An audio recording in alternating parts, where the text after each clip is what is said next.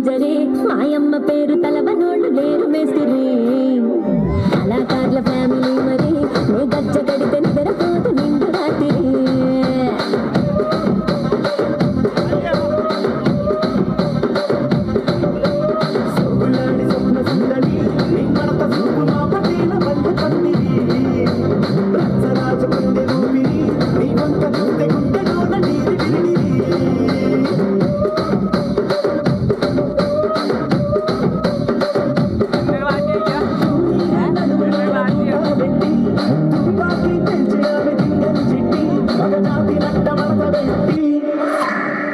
కుర్చీని మార్చబెట్టి